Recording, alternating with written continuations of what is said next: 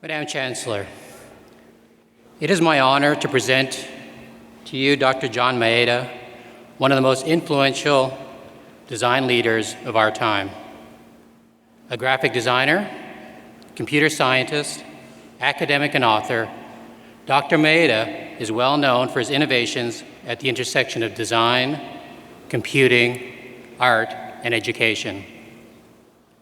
He developed the Design by Numbers program that taught designers and artists how to program computers, laying the groundwork for a change from utilitarian to artistic web design. As president of the Rhode Island School of Design, he led the STEAM initiative to add the letter A for the subject of art to the STEM acronym, representing the national strategic focus on courses in science, technology, engineering, and math.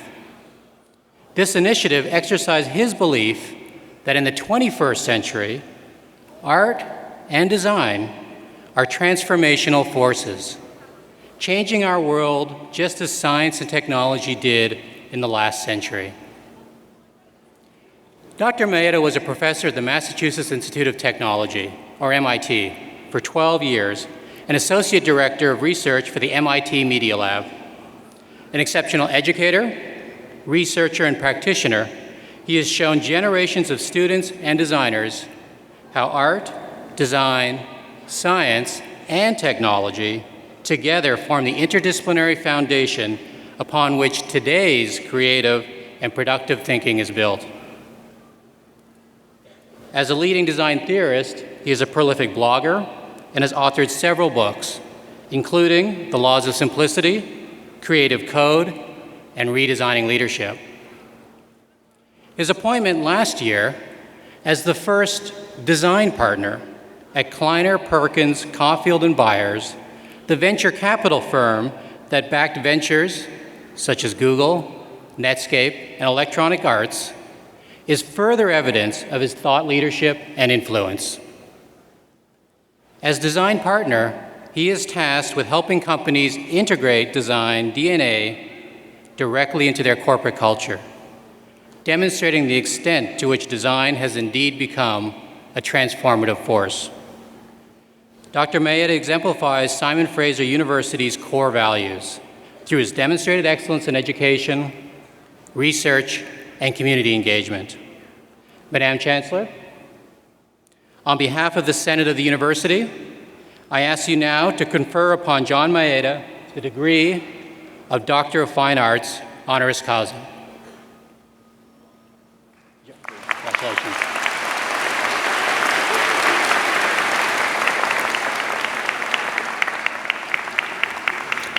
John Maeda, by virtue of the authority vested in me and in the Senate of this university, I hereby admit you to the degree of Doctor of Fine Arts, honoris causa. Dr. John Maeda will be hooded by Dr. John Driver, Vice President Academic, and Dr. Tim Raleigh, Associate Vice President Students.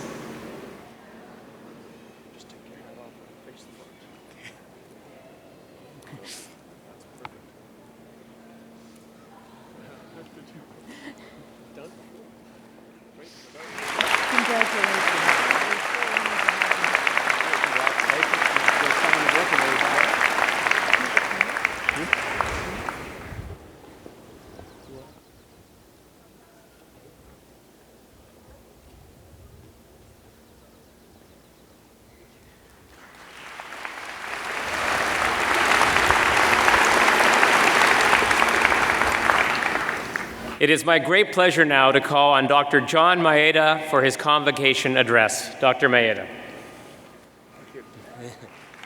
Thank you. Thank you, President Petter, Madam Chancellor. I don't know all of you, but I wish I knew you. I've been trying to absorb all of you inside here. It's kind of hard, but as I was walking back through that corridor and you had that pipe band on both sides, stereo, it's quite awesome. So I think that your colleagues spoke for all of you. And why I thought it was so important is because as I was listening to the Madam Chancellor's remarks, I took away her comment, and it was about to seek the opportunity to become a leader. Now, when I was a student, I had no idea what that phrase meant. It was like, what's happening after commencement? I'm not sure, but I have to meet that person, and what did that person say? But I want to pause for a second on that question of the opportunity to become a leader. All of you will have that chance, and you already embody it. I just can't imagine the moment when you told your parents that you had this envelope that you got into SFU, and there was a moment where you said, I'm going to do that. People say it's hard, but I'm going to do it. And at that moment, you all became leaders. I want to note that. Hold that in your minds. I'm trying to hold it for you as well. Didn't know what it meant. Secondly, I'm a creative person. And therefore, as a creative person, I cannot think linearly. You know what I mean? Like, there we go. Whoa, it was over here, and the squirrel run by, and I was like, oh, what was that over there? In a sense, because you're trying to find the tune, the rhythm of the world. And so I've been trying to find it in the last, actually, 20 minutes. And I think I found part of it. I found it, first of all, last night. Ivana Filipovic, thank you for nominating me for this esteemed honor. First of all, thank you for that. And secondly, Professor Wakari, who was so kind to really kind of like take me around. You know, it was like driving Miss Daisy, but it's so kind to show me the town and help me understand the faculty and the mission you have here. And I was so struck by how, being a former professor, to get the chance to be your colleague, I felt is something I missed in life. So I want to note that. It's a very wonderful feeling to be with you these times. Because I am, in different moments of my life, have lost faith in academia, many occasions. And I can go back to when I was a student at MIT. I was an undergraduate and graduate. I was in a PhD course, and I had to drop out because I had a bad professor. Anyone ever had a bad boss? Maybe no one's had a bad boss, bad professor, but I had a bad professor. And so I dropped out MIT. I didn't believe in universities. I don't believe anymore. But years later, I found a professor named Akira Harada in Japan. He was a strange man.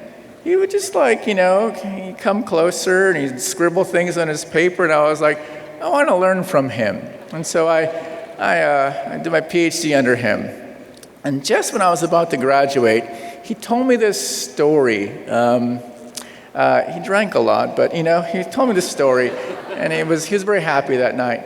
And he's told me about how he remembered when he was a child, growing up during World War II in Japan. I went to college in Japan, and he was saying he remembered how there was no food. All the food went to the soldiers, but his family was wealthy. So his family was able to get rice, which was a very rare commodity to have. No one else could have rice, but he had rice. It was a banking family. And he said how, every day I'd go to school, I'd bring my little bento box, and I'd have rice, and I'll have a little red little ume thing, a plum, Japanese flag, red, white, and have every day. And he said one day he came to school, this is in second grade, came to school, and he realized, I forgot my lunch. And he said, teacher, I forgot my lunch. And the teacher said, oh, don't worry, because I made too much lunch today.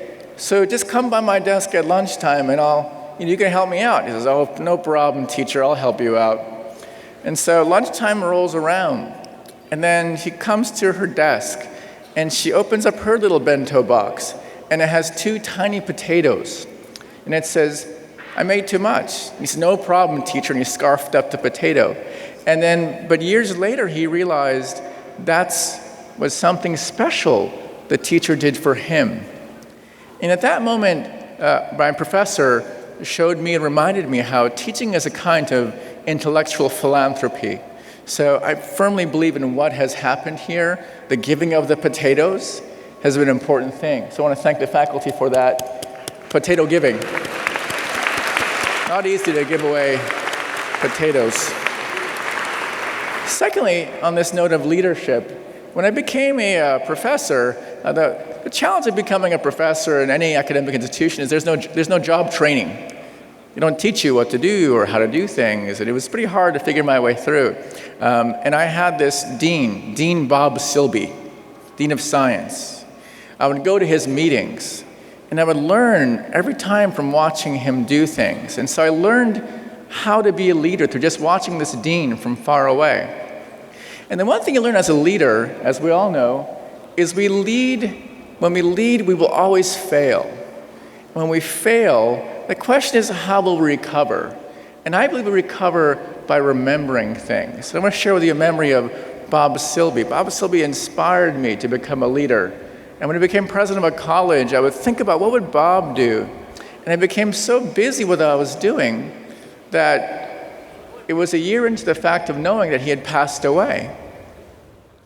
And if anything, I thought, oh my gosh, I lost a chance to thank Bob.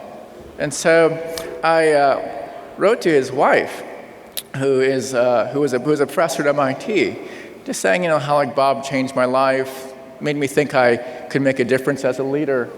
And she wrote back within 8 hours, and she said, oh, thanks for writing this letter. Bob, she called him Bobby. I knew him from high school. We were high school sweethearts, and married, became professors, and she just wrote this wonderful letter. And she said the thing she remembered about Bobby was how he was a man who lived in a way where he had ego, but he had confidence without ego. And I think about that a lot. How do you, as you become who you are, be able to have that confidence and ego? It's a hard balance as leaders. So I invite you all to find that somehow. Fail a lot. Fail to find that balance. It's a good adventure. On that note, congratulations, and thank you for this honor.